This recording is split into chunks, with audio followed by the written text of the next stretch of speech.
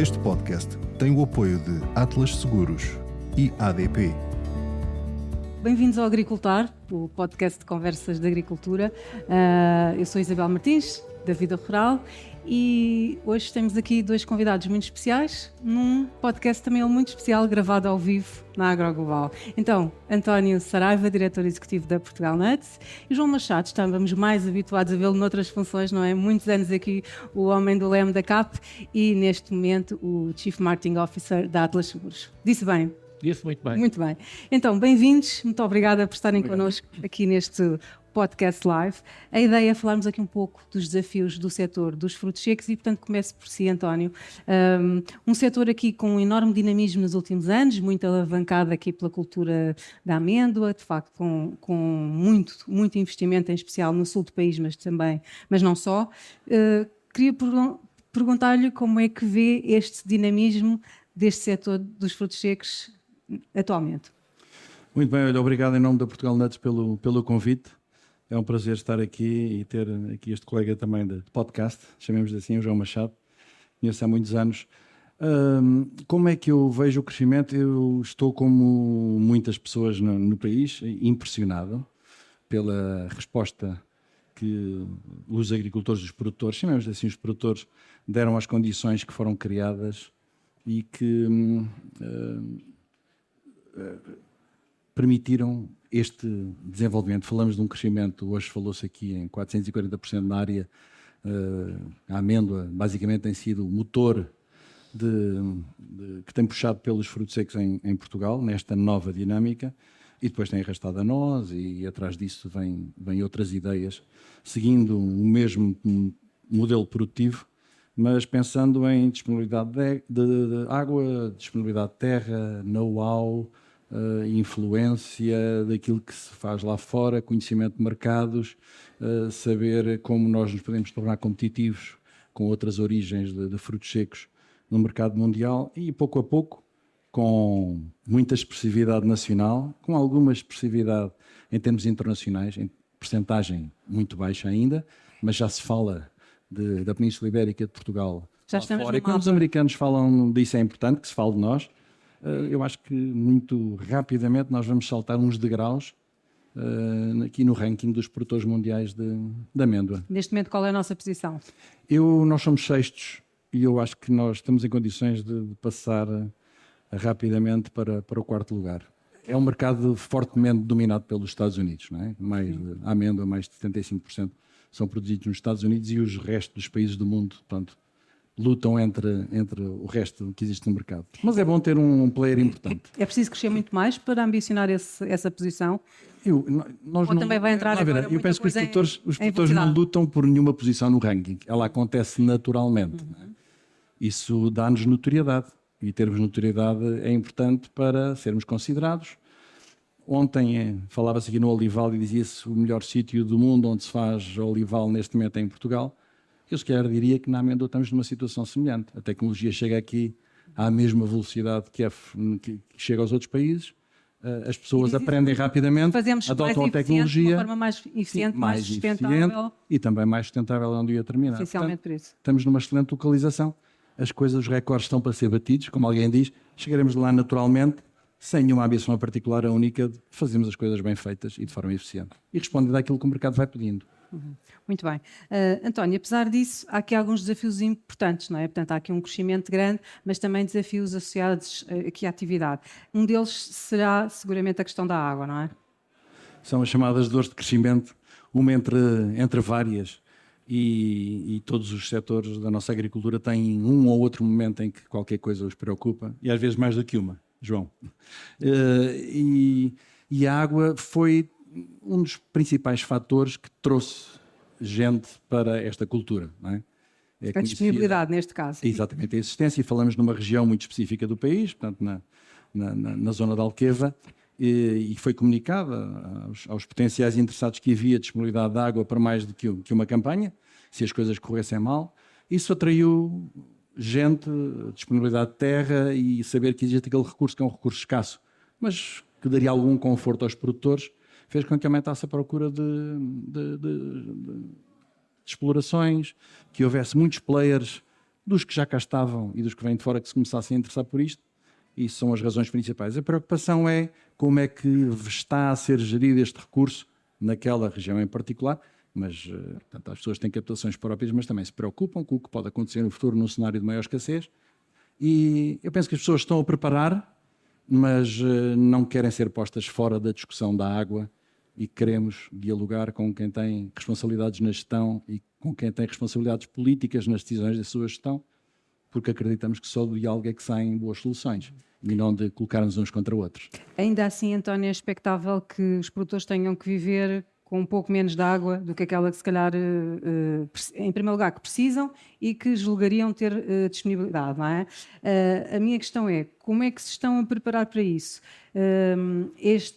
Porque já são explorações de raiz muito eficientes a esse nível, não é? Ou seja, ainda há aqui muito a fazer do ponto de vista da eficiência, ou é preciso começar a investir, como estava a dizer, em captações de água próprias, nas charcas, em mini barragens, nas explorações que lhes permitam armazenar água para poder suprir as necessidades? Tudo o que for feito para aumentar a gestão da água e melhorar a gestão da água que cai e que nos chega daqui de Espanha e que cai lá. Eu recordo que aqui no Tejo, mais importante do que chover aqui, é importante que chova em Madrid, não é? Na região de Madrid, e que chova nas outras barragens que existem no Tejo. Portanto, é importante que se faça alguma coisa estratégica para a gestão da água no futuro e a disponibilidade de água. Se outros países estão a pensar fazê-lo e se nós estamos mais expostos do que outros países da Europa e do mundo aqui na região mediterrânica, portanto, mais razão dá para que se olhe estrategicamente para isto, que não pode ser ignorado. E, do ponto de vista dos produtores? Do ponto de vista dos produtores, eles já começam a fazer o trabalho de casa muito bem feito, não é? Portanto, pedir-lhes que sejam mais eficientes no seu uso da água, neste momento começa a ser difícil, mas eu acho que a tecnologia vai sempre responder, não é? E cenários de rega deficitária são sempre o último recurso. Não queremos entrar aí, mas há know-how sobre isso e há formas de conseguir gerir esta situação. Eu acho que ainda não estamos nesse quadro e devemos adiar a entrada nesse quadro o mais possível e tentar que ele não chegue aqui ou que chegue aqui daqui a muitos anos. Portanto, a resposta dos produtores é boa, a tecnologia vai responder cada vez melhor e a vontade de que... E o conhecimento de que os cenários futuros são difíceis já estão integrados pela fileira. Agora, não queremos é que as coisas nos atinjam antes delas realmente terem razão para nos atingir. E é esse o debate que está a acontecer neste momento. Já aconteceu durante a campanha e há alguns produtores que já estão a sentir as dificuldades da gestão das dotações de rega que lhes foram indicadas e impostas. Falo outra vez aqui na EDIA, com restrições que depois foram aumentadas um pouco mais em virtude do ano seco, mas que foram insuficientes e que não permitiram que a rega fosse feita de forma a aproveitar todo o potencial produtivo que existe no terreno e o crescimento do miolo das amêndoas. Alguns produtores falam que as amêndoas, o miolo não desenvolveu aquilo que poderia desenvolver e outros gostavam de continuar a regar agora depois da colheita, porque a amendoeira beneficia de uma rega para depois, após colheita, para assegurar o próximo ano. E alguns estão preocupados que não podem fazer como gostariam e estamos já a hipotecar eventualmente parte da campanha do próximo ano. Se eu ainda puder dizer mais qualquer coisa, sim, mas os problemas possivelmente não serão visíveis porque a produção nacional de amêndoa vai continuar a crescer. Temos muitas áreas novas que estão a começar a entrar em produção e isso vai mascarar alguma quebra de produtividade. Mas temos que trazer essas coisas a lume para que toda a gente perceba que estas restrições estão ou vão ter já este ano um impacto na produtividade. A data em que estamos a falar neste podcast está a decorrer a campanha, não é? Sim, a colheita. Portanto, talvez seja um pouco cedo para avançar com números, sim, mas é expectável que daqui a 1 mês, 2 meses, já se possa fazer uma análise mais a frio do impacto, sim, destas dotações de rega nesta campanha e também do que é que pode acontecer no próximo ano, lá está, porque sim, a seguir à colheita é preciso continuar a regar, sim, como já disse, não é? Claro, tudo são previsões, quer dizer, teremos dados da colheita, primeiro começa a amêndoa, depois vem a nós, aí faremos uma reflexão e sobre o próximo ano serão expectativas, ou estaremos mais pessimistas ou mais otimistas, mas penso que a quantificação do problema ela pode ser feita penso que talvez no final deste mês ou princípio do próximo mês. Muito bem. João Machado, queria perguntar-lhe como é que da sua perspectiva, de quem está nesta área dos seguros, olha para este setor? Como é que o vê com este dinamismo que estamos aqui a falar, mas também com os desafios que tem? Como é que vocês olham para este setor? É um setor que continua a ser apetecível? Bom, em primeiro lugar, boa tarde, muito obrigado pelo convite. É um prazer estar aqui com o António e consigo a discutir estes temas. O setor agrícola tem feito uma trajetória fantástica nos últimos anos. Talvez na última década nós tenhamos tido um desenvolvimento que não tivemos em muitas décadas anteriores em Portugal. Isso deve-se à entrada de novos operadores, deve-se à disponibilidade de água que já foi aqui referida e deve-se a um dinamismo muito diferente daquele que era o dinamismo anterior. Devemos dizer que também teve contribuição de investidores estrangeiros, mas também muitos investidores nacionais. E o setor dos frutos secos é um setor emblemático nessa matéria. Era um setor em decréscimo há muitas décadas em Portugal. Hoje Portugal, em 10 anos, mudou esse panorama. Hoje somos um país exportador, somos um país a produzir cada vez mais e temos operadores que entram no mercado todos os anos. E, portanto, isso é uma coisa fantástica. Os seguros estão cá para ajudar os operadores. E não faz nenhum sentido, pelo menos para mim, que acompanho este setor há muitos anos, não faz nenhum sentido que investimentos pesados, o investimento na agricultura, de uma cultura, é um investimento pesado. Se contarmos que o valor da terra é um investimento ainda muito mais pesado, com retornos de médio e longo prazo, corram o risco das aleatoriedades climáticas ou outras aleatoriedades, porque também podemos falar de mercado, também podemos falar de outras coisas, corram esse risco sem se salvaguardarem de um risco que tem, por um lado, enquadramento comunitário, no caso dos seguros de colheitas em Portugal, e que tem uma ajuda muito grande em termos de quadro comunitário, e noutros casos, apesar disso, não são custos muito grandes e são custos fundamentais para quando acontece uma desgraça, para quando acontece uma catástrofe, não acabar com uma produção. No nosso entender, os custos, os seguros destinam-se a precaver situações catastróficas. Há muita gente que ainda pensa em Portugal que os seguros podem pagar qualquer pequeno sinistro. Não faz nenhum sentido isso. Os seguros devem ser para prever situações catastróficas para que não se ponha em causa essa produção e essa exploração. Os pequenos sinistros podem ser, obviamente, regularizados pelos seguros, só que tornam o seguro muito mais caro, porque o seguro tem que intervir muito mais vezes. Portanto, há aqui uma escolha clara do empresário, do agricultor, de fazer as suas contas e verificar se quer uma segurança para uma grande catástrofe ou se quer uma segurança para pequenos sinistros. Tudo isso é possível em seguros, como se diz na área dos seguros, tudo é segurável e, portanto, é uma questão de preço. Resta fazer o estudo para cada uma das situações e, no caso da Atlas, nós temos a particularidade de estar no mercado há poucos anos, mas sermos especializados em seguros agrícolas. Não fazemos outra coisa que não seguros agrícolas. E fazemos seguros feitos à medida. Isto é, estudamos o caso de cada agricultor, estudamos o caso de cada empresa, ouvimos as suas preocupações e apresentamos propostas no sentido daquilo que nos é solicitado. Tentamos sempre fazer o quadro mais completo daquilo que é a segurança do investimento ou a segurança da produção, porque são coisas diferentes, mas, por outro lado, enquadrar isso nos custos e torná-los tão ligeiros quanto possível. E, portanto, isso depende muito depois do estudo de caso a caso.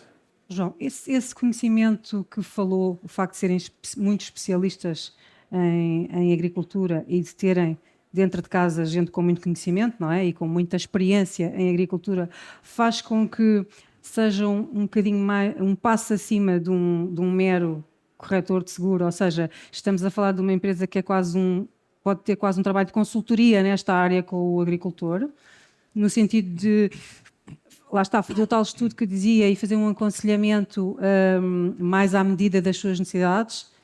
É seguramente isso. Isto é, nós, só fazendo seguros agrícolas e sendo especializados nesta matéria, temos ainda uma valência que nos dota de outras capacidades. É que nós somos representantes em Portugal, a Atlas é uma MGA, não vale a pena estar a explicar muito o que é isso, mas é um representante que tem capacidade, como se fosse uma companhia de seguros, para representar uma companhia de seguros em Portugal. No nosso caso, a Sompo é uma das maiores companhias, é uma companhia de seguros japonesa, uma das maiores do mundo, mas é a maior do mundo em seguros de colheitas. É a companhia que mais seguros agrícolas faz no mundo inteiro. Para termos uma ordem de ideias, Portugal inteiro, os seguros agrícolas, que são poucos, valem em prémios 30 milhões de euros. A Sompo faz 3 bilhões de dólares de prémios de seguros agrícolas no mundo. É a maior companhia do mundo em termos de seguros agrícolas. O que é que isso nos dá? Dá-nos uma experiência, porque quem está por trás de nós faz seguros na Califórnia, faz seguros nos Estados Unidos, faz seguros no Canadá, faz seguros no Brasil, faz seguros no Chile, com a Atlas. Nós temos, a Atlas já está no Chile também, tem a Atlas Portugal e a Atlas Chile, mas faz seguros na Austrália, na Nova Zelândia, na China, e portanto há muitas situações que são semelhantes, que já estão estudadas, onde inclusive existem situações mais extremas do que em Portugal. Portanto, essa capacidade que nós temos de ir procurar informação e, sobretudo, de aconselhar o agricultor, é de facto a consultoria que você falava, Isabel, e essa consultoria é fundamental. Isto é, os seguros são instrumentos financeiros que ajudam a atividade do agricultor. Devem ter os seus custos incluídos nas folhas de custo da cultura, mas devem salvaguardar duas questões fundamentais. Em primeiro lugar, é a salvaguarda daquilo que está seguro, seja da colheita, seja do investimento. Em segundo lugar, não terem custos de tal maneira onerosos que sejam desincentivadores dos agricultores fazerem seguros. Portanto, há aqui um equilíbrio que tem que ser feito e vai muito na linha daquilo que tinha perguntado. Há uma atividade de consultoria, há uma atividade de estudo e depois tem que ser encontrada uma solução que sirva a ambas as partes. Certíssimo. Volto a si, António. Estávamos aqui a falar nesta questão dos desafios e já falámos na água como um desafio mais estrutural, digamos assim, mas temos na presente campanha aqui uma questão mais conjuntural, acreditamos nós, que tem a ver com os preços essencialmente da amêndoa, não é? Que tiveram uma quebra abrupta. Queria que nos explicasse um bocadinho o que é que pode explicar esta quebra tão grande. Estávamos a falar em preços médios de 6 euros que passaram de repente para 3, não é? O que é que explica e como é que os agricultores, de repente, que têm as suas contas feitas para uma média, ajustam num ano que ainda por cima pode ser menos produtivo, não é? Ajustam aqui as suas contas para esta situação. É uma boa questão, mas deixe-me só corrigir a sua pergunta, fê-la muito bem, mas eu também quero acreditar que as dificuldades que nós estamos a sentir na água neste momento no país não é estrutural, mas é conjuntural. Nesta região, região da EDIA. Ela vai se resolver. Claro, temos um problema de longo prazo, sim, mas naquilo que já estamos a experimentar este ano, eu acho que no próximo ano temos que reverter as coisas e que os nossos produtores sejam escutados e que haja decisões diferentes que favoreçam, vão ao encontro das preocupações de quem gera os aproveitamentos hidroagrícolas, mas também vão ao encontro das necessidades dos produtores. Em relação aos preços, claro, os preços baixos nunca são boa notícia para ninguém, não é? Principalmente porque cada cêntimo que nós pomos no preço entra diretamente na bottom line, não é? É lucro.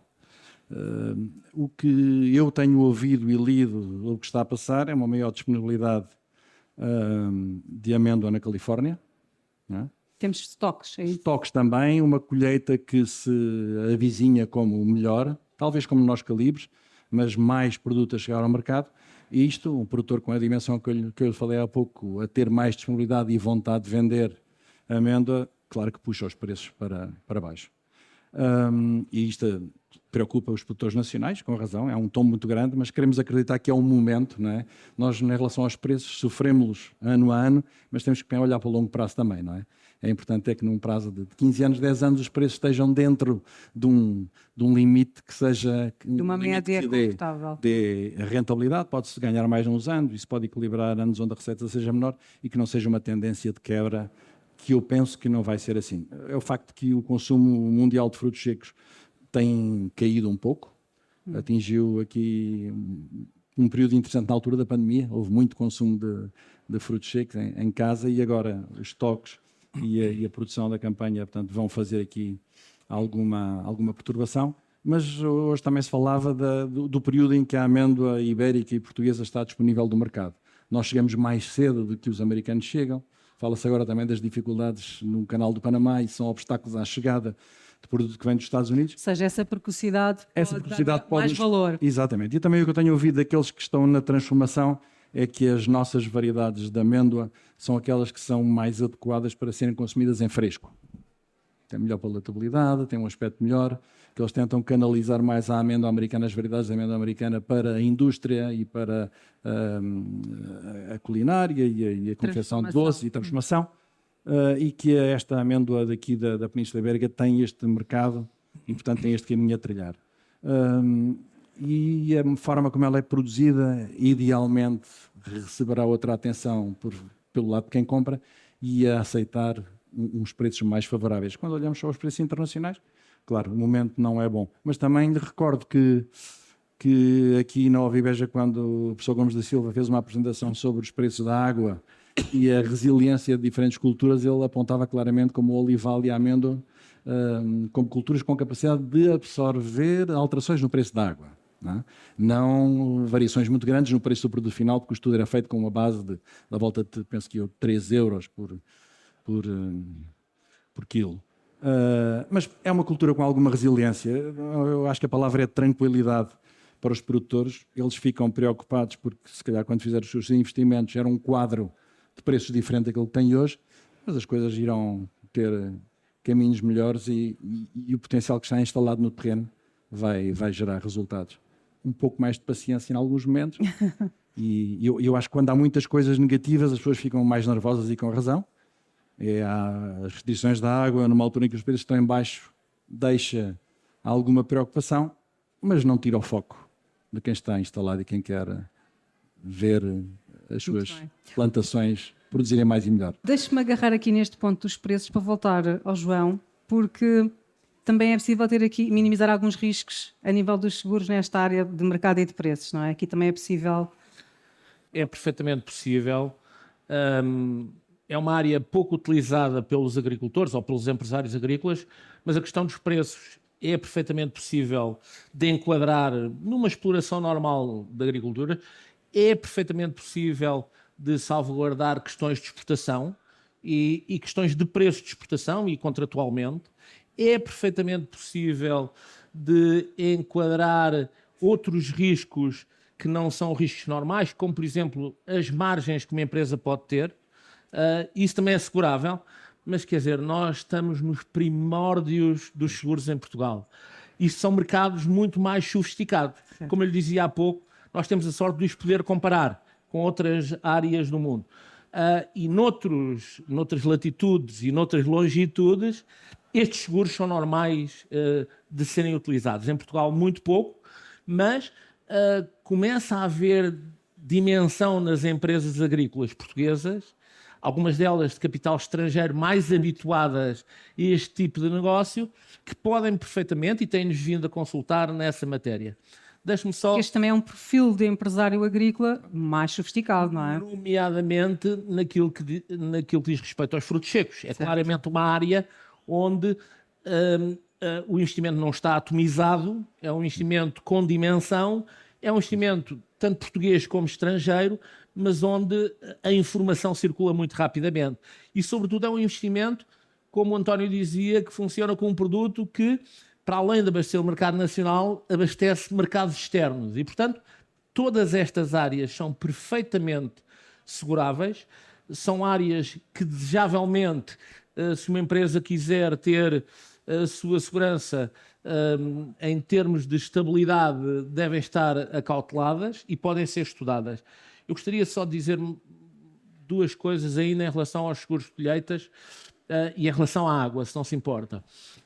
Em relação aos seguros de colheitas, só para dizer que, no caso, por exemplo, dos frutos secos, a Atlas já tem seguros para além daquilo que é a norma nacional, para além daquilo que nós fazemos em Portugal.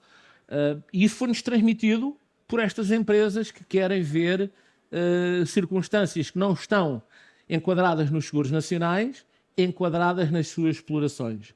Estamos a falar, por exemplo, na geada, na floração das amêndoas, em que o seguro em Portugal só entra em vigor depois da formação do fruto e, portanto, não há, a partir de fevereiro e até abril, a cultura está desprotegida e no caso da floração é muito importante, o António pode dizê-lo, a questão da geada, ou no caso das nozes, as chuvas persistentes na altura da apanha. E como nós temos uma apanha especial, na maior parte dos casos que vai para o chão, se elas entram em contacto com a umidade, deterioram-se. E nós já seguramos esse período. E, portanto, nós estudamos a colheita, tem que ser com os agricultores, e fazemos propostas para além daquilo que é o quadro nacional. A água, porque gosto muito de falar desse tema, e é sempre, enfim, como deve calcular, acompanhei-o durante anos, e acho que o Alqueva é um ótimo exemplo daquilo que Portugal pode fazer e do tempo que perde para tomar uma decisão. Porque hoje todos dizemos que foi uma decisão bem tomada. É facto que demorou 30 anos a começar a ser feita a barragem. A seca também é assegurável. E, portanto, a falta de água, em circunstâncias anormais, também se pode segurar a produção por causa de não ter água para regar. E, portanto, esse também é um enquadramento que pode ser feito. Mas eu diria que os agricultores têm feito, nomeadamente neste setor, um esforço enorme. Portugal é dos países, eu acho que as pessoas não têm noção. Como nós temos investimentos muito novos, é dos países mais otimizados em termos de rega. Nós temos todas as tecnologias mais modernas do mundo neste momento de regar em Portugal. Portanto, não se pode continuar a dizer aos agricultores que sejam mais eficientes. Quer dizer, eles utilizam toda a tecnologia disponível no mercado. Portanto, são o mais eficientes possíveis. Agora, se a tecnologia melhorar amanhã, eles lá estarão para fazer essas melhorias. Não nos podemos esquecer que a água é cara. E, portanto, se um agricultor puder poupar na água, poupa nos custos de produção e falo pensando na sua própria economia. Talvez pense no ambiente como uma segunda preocupação, mas a primeira preocupação é poupar dinheiro. E, portanto, não há nenhum gosto em gastar muita água, porque ela é cara. E depois deixe-me dizer-lhe o seguinte, não resisto num fórum desta natureza a fazer uma análise enfim, que sabem que durante muitos anos fiz uma análise mais política desta matéria. Nós andamos a falar na água há anos, vemos os políticos em Portugal a falar na água, sabendo muito pouco das questões da água. Eu só trago duas ou três reflexões para este caso. Nós sabemos que a água que interessa aos humanos, aos animais e às plantas é a água doce. A água salgada é muito boa para os peixes, mas não nos serve para nós sobrevivermos. E nós continuamos a deixar que a nossa água doce se torne em água salgada porque as deixamos correr para o mar. Portugal reserva menos de 10% da água que chove todos os anos em Portugal, menos de 10% fica cá. Tudo o resto vai para o Oceano Atlântico. E depois nós dizemos que não há água. Não há obras para nós reservarmos essa água. O armazenamento é de facto um calcanhar daqueles, não é? E, portanto, nós temos que fazer mais barragens, temos que fazer transvases dos rios e das zonas do país onde mais chove. Os nossos vizinhos espanhóis têm isso feito há décadas. Temos que fazer transvases do norte para o sul e temos que encher as barragens durante o inverno. Essa água que corre para o Oceano Atlântico tem uma desvantagem enorme, que é que não nos serve a nós, para nós bebermos, para nós comermos nas nossas plantas ou para darmos beber aos nossos animais, mas ainda tem mais outra desvantagem. É que, como dizem que o nível da água do mar está a aumentar e que está-se a tornar cada vez mais problemática as zonas ribeirinhas, pois nós estamos a contribuir também para isso. E, portanto, se tivéssemos mais atuação e menos discursos panfletários, era bem melhor. Muito bem. É irresistível esse comentário, João Machado. Muito bem. Vamos voltar aqui ao António Saraiva. Já falámos aqui muito nesta dinâmica de crescimento nos frutos secos. Queria só aqui uma reflexão sua sobre estas dinâmicas por culturas, ou seja, falámos muito aqui na amêndoa, que efetivamente está a crescer, mas também vemos o nogaral com áreas de crescimento muito interessantes, vemos algum interesse até por parte de algumas empresas da agroindústria internacionais na questão da avelã, onde também podemos ter aqui algum potencial. Há um crescimento, embora num segmento mais de nicho, do pistache também, com alguns novos investimentos em Portugal. Onde é que vê por aqui dinâmicas de crescimento mais interessantes e que podem também ser aqui culturas de futuro dentro dos frutos secos? Olha, eu tenho tentado absorver um bocadinho cada uma dessas culturas, pelo menos aquelas onde nós temos mais associados com mais atividade, e para aprender. Portanto, basicamente, falava há bocado na amêndoa, a nós tem tido um desenvolvimento interessante aqui na região do Ribatejo também, e isso tem ajudado ao crescimento de frutos secos aqui na região. Fala-se um pouco no pistácio, não é? Penso que ainda é residual aqui no país, alguns exemplos, mas ainda não tem significado. E na avelã é uma cultura com uma grande implementação no norte do país. Portanto, já se fala também em novas formas de condução da avelã. Sim, assim a espécie se o permite. Implementação ainda em pomares muito tradicionais, não é? Tradicionais, mas uma cultura interessante e muito também na exploração de nichos de mercado, porque é uma cultura com uma produção ainda baixa no país e muito localizada, como eu dizia, a norte, e temos muitas pequenas explorações no norte, ou concentram ou vendem diretamente a mercados de alto valor através da venda direta e venda online, contando a sua história, fazendo o apelo à qualidade do seu produto. Eu participei no Dia da Aveleira recentemente na Estação Agrária de Viseu e gostei daquilo que vi e das oportunidades que são ali faladas para esta cultura em Portugal. Portanto, eu acho que ela desperta algum interesse de alguns empresários e no Norte poderemos ver isso a ganhar outra dimensão. Mas pode ser uma cultura de alto valor acrescentado nessa região, por exemplo, porque o que temos estado a ver a nível de crescimento de culturas de valor acrescentado é muito... o crescimento está muito feito sul, Ribatejo, um pouco ali já na beira, também tem investimentos interessantes. Há, de facto, uma região do país... norte e muito aquele interior norte que não está a conseguir angariar algumas culturas de valor acrescentado. A aveleira, neste caso, pode ser uma solução com pomares conduzidos de outra forma, como estava a dizer? Penso que sim, até a própria amêndoa, porque aquilo de que falámos aqui esta manhã foi que este desenvolvimento dos frutos secos no sul tem ajudado a trazer para cima também e a valorizar a histórica produção de castanha, da amêndoa do norte. Claro que a castanha é muito importante lá em cima, mas da amêndoa do norte, porque a produção tradicional encontra também o seu espaço, não é? Portanto, não competimos uma com a outra, mas enquanto nós oferecemos um produto com umas características, o norte, que também se está a profissionalizar, que está a implementar rega, que está a conduzir, a podar melhor e a adubar melhor e tratar melhor das suas árvores, também consegue, sob a imagem do pomar tradicional e a produção tradicional da avelã, conquistar outros mercados. Portanto, eu acho que ganhamos todos com este desenvolvimento e conseguimos explorar valores diferentes para mercados diferentes e fluxos diferentes. Muito bem.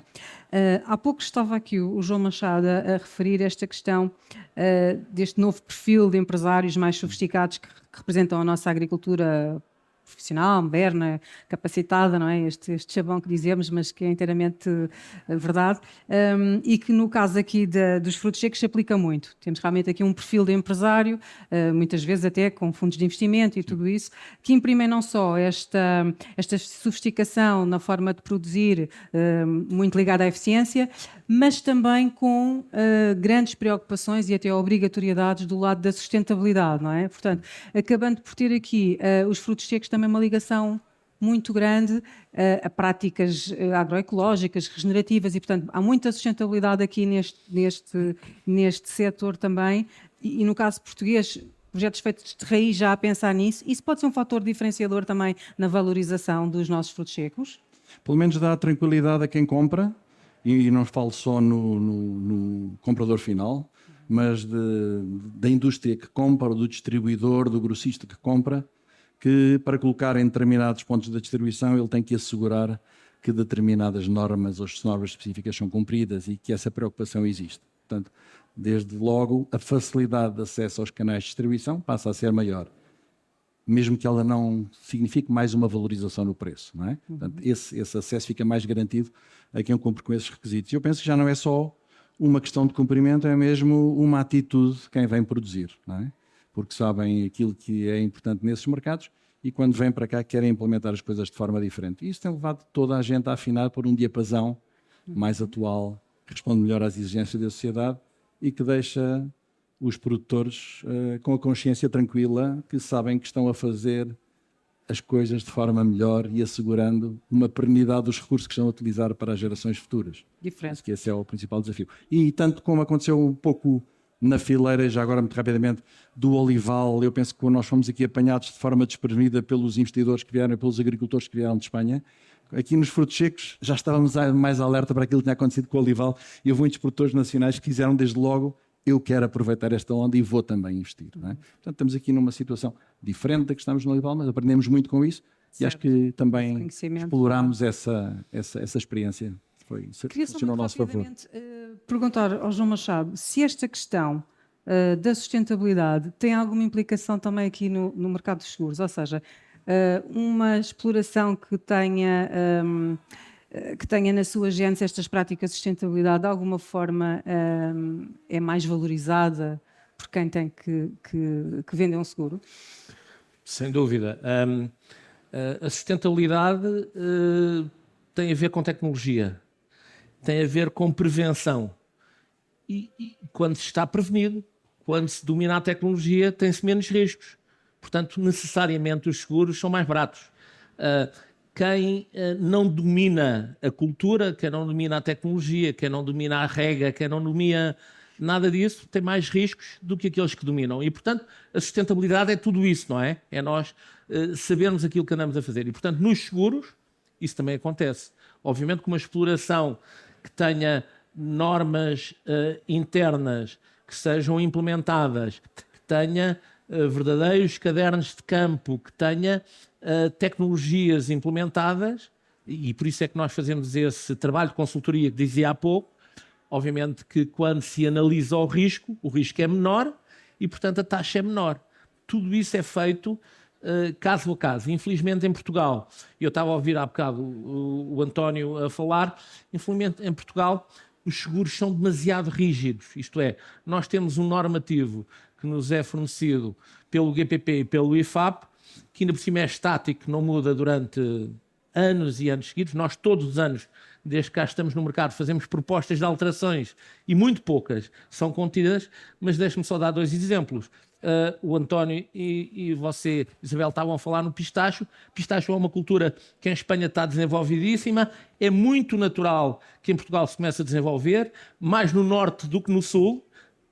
Não há seguro para pistacho em Portugal enquadrado no sistema do IFAP. A Atlas faz, mas faz fora do sistema. E, portanto, ou outro exemplo, um fruto seco que é muitíssimo valorizado no norte e que no sul não terá nenhuma possibilidade. A castanha. Não está incluída duas coisas, que é a geada e a neve, fundamental para a castanha. A Atlas faz seguros, mas faz seguros sem coparticipação para o pistacho e para a geada e a neve na castanha. Porquê? Porque o IFAP e o GPP não alteram a portaria dos seguros e, como não alteram, não inclui estes riscos. Este é um problema de um sistema demasiado burocrático e muito estático. E muito desligado também da realidade, não é? Porque Isabel, reflete algum desconhecimento concreto. Faz alguma impressão num setor que se tem vindo a desenvolver, como nós estamos aqui a falar, nos últimos anos, muitíssimo, que um estudo muito recente, deve ter visto, aliás, não sei se não foi convosco também feito, só 6% da área em Portugal é que tem seguro. 6% da área agrícola portuguesa é que tem seguro.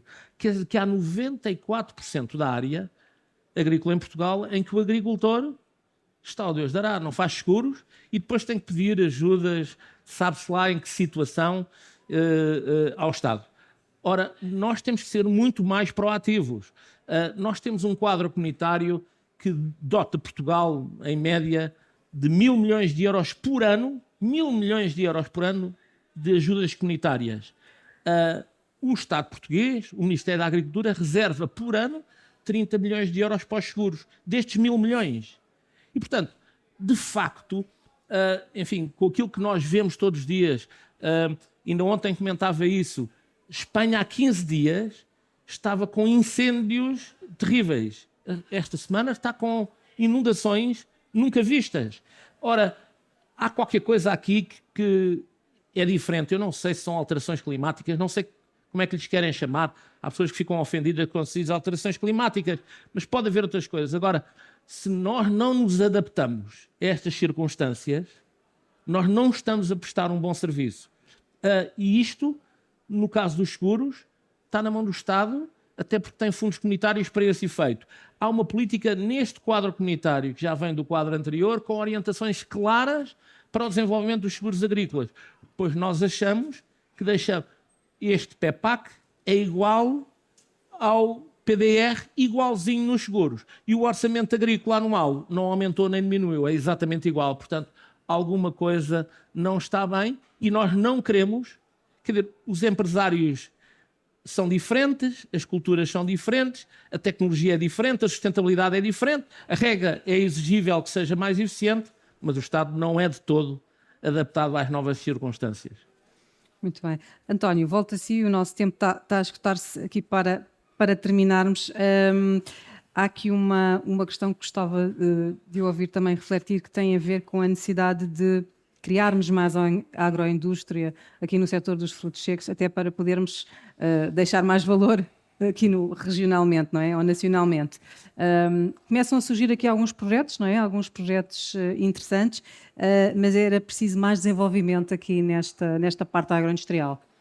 Sim, quem já está instalado, e temos projetos emblemáticos aqui no país instalados nesta fileira, mas quem se está a instalar aqui na transformação, ou pelo menos na recepção e depois em algum tratamento de descasque no país, são empresas estabelecidas há muitos anos em Espanha, com muitas ligações comerciais por esse mundo fora e pela Europa, e que olham com muito agrado para o potencial que está instalado aqui no mercado e dizem não vai haver capacidade com aquilo que existe hoje em dia de absorver toda esta produção. E ela tem que ser pré-transformada aqui no país e nós estamos aqui a instalar-nos porque acreditamos que podemos agregar, transformar aqui, pré-transformar e depois levar para a Espanha para reencaminhar para os canais comerciais. E estão a fazê-lo de forma modular, acompanhando o crescimento, porque o que vem aí em termos de produção é muito significativo.